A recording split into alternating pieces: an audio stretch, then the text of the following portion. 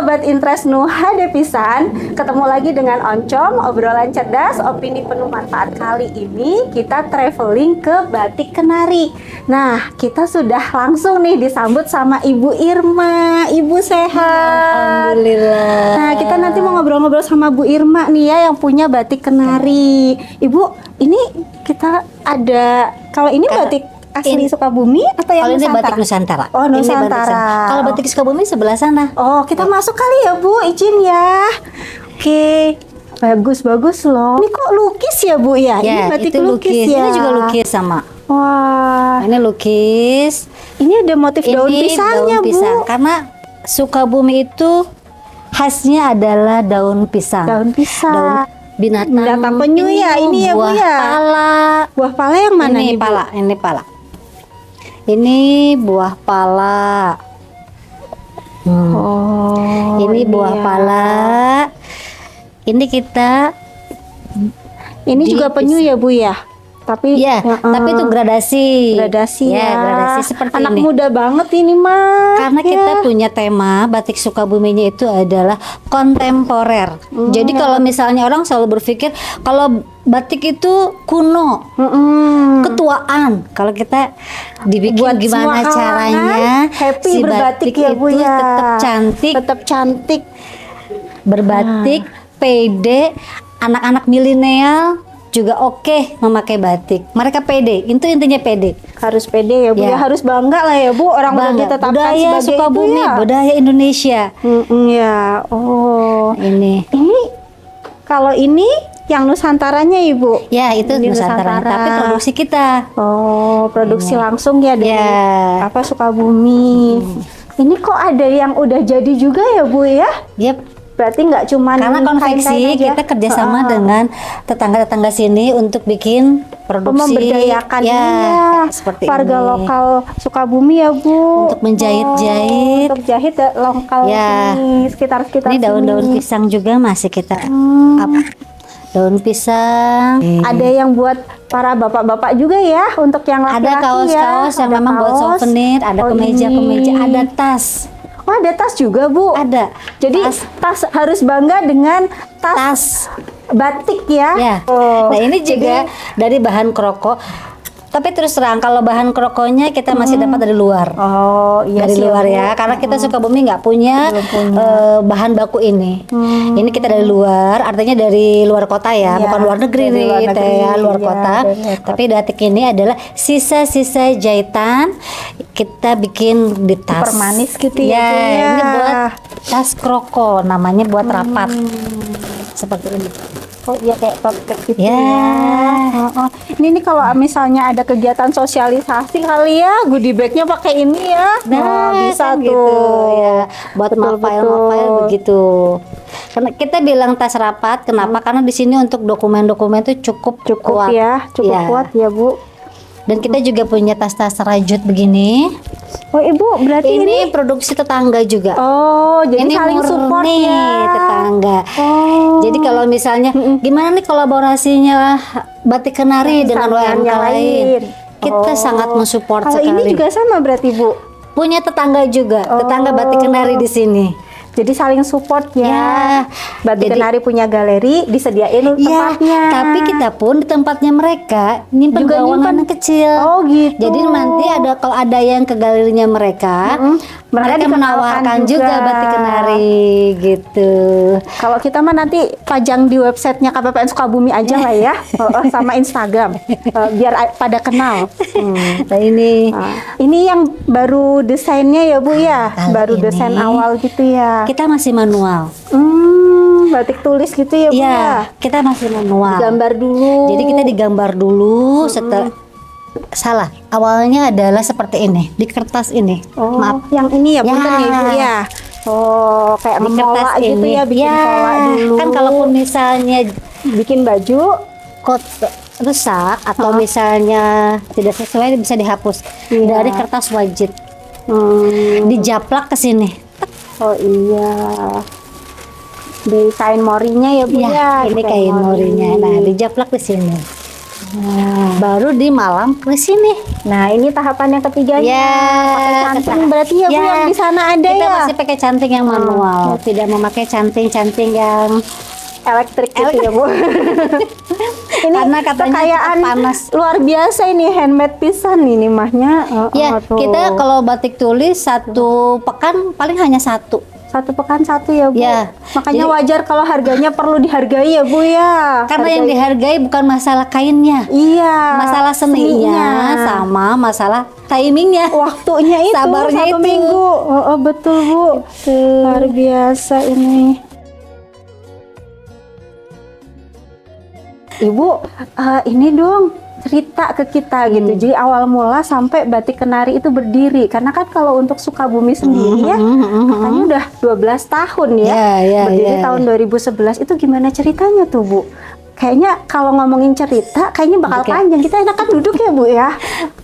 Nah, gimana tuh, Bu, ceritanya? Jadi ceritanya berawal dari salah satu pemerintah di sini ya, salah satu pejabat pemerintah di sini mengatakan itu kurang lebih 11 tahun yang lalu. 11 tahun yang lalu. Mengatakan bahwa batik Sukabumi itu kita perlu batik khas kota Sukabumi. Nah, sebagai kita yang memang punya Warga gitu ya, Bu. warga kok, iya ya, kok kita selama ini kalau beli batik Dari luar terus. ke pasar terus Iya. pasti tanya ini motif batik siapa, motif batik mana, selalu jawabannya X, Y, Z gitu ya, Ya, luar nggak sana gitu ya, kok nggak ada yang batik Sukabuminya Sukabuminya. gitu. Nah dari situ suami saya mengatakan coba deh terjun deh ke dunia batik. batik. Belajarlah saya belajar pertama kali batik itu di Pekalongan. Sampai tinggal di sana ya, Bu? Tinggal di sana dulu, jualan di sana dulu, karena kan ternyata membatik itu tidak mudah. Betul. Menguji kesabaran ya, Bu.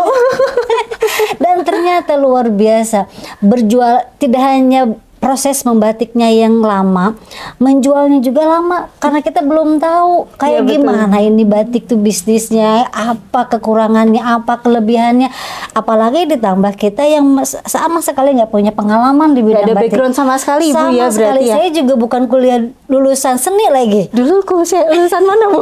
Saya sastra. Oh, sastra. Oh, masih lah. Masih ada benang merahnya Ada. gitu ya, seni-seninya saya gitu. sastra Inggris di UIN. Dan memang saya itu tidak pernah juga terjun di dunia fashion sebelumnya. Jadi betul-betul murni saya itu kalau berdagang, murni saya mengikuti suami yang memang notabene beliau adalah pengusaha furnitur. Jadi ketika saya harus terjun dunia batik, dari A sampai Z itu ternyata kesimpulannya adalah tidak mudah. Buat saya ya, tapi buat yang lain mungkin bisa jadi sangat mudah. Buat saya tidak mudah ternyata. Yang akhirnya saya memutuskan saya harus tinggal dulu di Pekalongan. Awalnya saya mau 3 bulan dulu. Awalnya mau 3 bulan cukup lah gitu. Diklat jangka pendek lah ya, Bu ya. Kan kita berdagang masih pasti punya lah backgroundnya tuh kalau misalnya mau dagang batik cukuplah 3 bulan. 3 bulan. Ternyata nggak bisa. Nggak cukup ya, Ada Bu. aja masalah yang akhirnya harus kita Belajar belajar lagi. Ternyata dari 3 bulan nambah lagi 1 tahun, nambah lagi 1 tahun setengah, dan akhirnya 1 tahun 10 bulan kurang lebih ya, mau 2 Kurang tahun. lebih berarti S2-nya itu ya, Bu, pembelajaran batik ya, Bu, luar biasa. Jadi saya 4 di sana. semester. Jadi saya belajar membatiknya di sana, pengen tahu pewarnaan alam itu seperti apa, pengen tahu pewarnaan kimia itu seperti apa, batik cap up gimana, batik print seperti apa, batik lukis seperti apa. Termasuk juga saya ingin tahu bagaimana cara berjualan batiknya. Mental saya dapat gak sih kalau jualan batik gitu. Saya lagi mengupgrade diri. Duh, waktu itu mengupgrade diri nih, gimana caranya saya supaya dapat deh mentalnya gitu loh. Bisa biar oke deh, saya strong deh kalau mau jualan batik. Pede gitu ya. Nah, kalau kita flashback ke situ, berarti supportnya luar biasa ya, Bu, memang dari katakanlah pemerintah setempat ya, Bu, Ya. karena kan tadi pengen ada yang khas dari Sukabumi. ya. Nah, kalau ngomongin kenari, yang paling jadi ciri khasnya batik kenari itu apa tuh, Bu? Sebetulnya kita punya motif burung, karena kan kenari itu burung kenari. Iya betul. Ya, kita ngambil dari burung kenari yang kalau Kalau udah difilosofiin itu kenari itu ceria, Betul. lincah gitu. Warnanya gonjreng. Ya, itulah kita. Oh, pantas Ceria. di sini warnanya Ceria, tuh lincah, dan jreng-jreng. energik gitu Iya. ya Bu. Oh. Dan Tapi kita yang mana nih Bu? Kok nggak belum ada batik nih? kenari itu kita tidak pernah lebih dari 1 minggu selalu habis. Oh. Kita baru produksi lagi hari ini, tapi tidak lebih dari 3 hari 4 hari selalu orang Selalu kan cari karena ya. inden terus kalau batik kenari itu yang karena motif batik yang motif burung kenarinya. Burung kenarinya. Ini kalau ngomongin Sukabumi memang yang paling jadi ciri khas tuh penyu, daun pisang, buah pala ya Bu Buah ya? pala, Buah pala ya. sama satu lagi apa ya? Kita sebetulnya punya kalau dari menurut Yayasan Batik Indonesia buah penyu, daun pisang, buah pala, pakis, daun habis, pakis. ya pakis juga habis. Terus ikan, Ikan ada, ya, kita masih ikan ada. Terus kalakai itu ya kayak gitulah, ya apa tuh yang kayak urat-urat gitulah ya, daun-daun gitulah, itu kalakai gitu. Jadi sebetulnya ada, kalau ngikutin dari Yayasan Batik Indonesia memang itulah khasnya Sukabumi. Kalaupun burung kenari itu adalah khasnya kita. Khasnya batik kenarinya gitu ya Sekarang Bu. juga kan kita ada pesanan untuk batik tulis itu burung kenari. Oh, burung kenari. Tapi Bu, kan tadi di waktu kita pertama buka-buka itu ada batik tulis yang gini, ada yang lukis ya Bu. Ini Ya, kan ada ya. kombinasi dengan lukis ya. Ini juga lukis. Iya, ininya ya Bu ya, lukis ya. Pakai koas itu. Oh, ini yang kayak gini diminati sama anak-anak muda nggak sih Bu kalau kayak gini? Kalau di Sukabumi di batik kenari justru anak-anak tuh lebih sukanya yang kayak begini. Keren gitu ya Bu Dia ya. lebih suka yang memang kombinasi antara batik cap sama lukis. Kayak kemarin perpisahan sekolah. Selalu mereka bilang, "Ibu yang ada lukisnya deh." Oh, jadi Ibu yang kayak lukisnya best deh, sellernya gitu ya Bu ya. Jadi mereka tidak menemukan juga di luar sini yang memang kombinasi antara cap sama lukis. Jadi mereka kalau pengen batik cap sama lukis selalu harus beli di luar yang nggak ada di Sukabumi. Dan alhamdulillah Kenari kitanya ada. menyediakan Iya, gitu. Jadi tadi dari burung kenari terus dikombinasi Yang dengan lukis gitu iya. ya. Itu ciri khasnya batik kenari. Ini gitu. Yang bikin kangen kayak gitu ya Bu ya. Gitu. Terus berarti harus inden dulu kalau motif burung kenari ya Bu ya. Sebetulnya gini. Kadang kita bikin 50 lembar seminggu 2 minggu juga masih aman.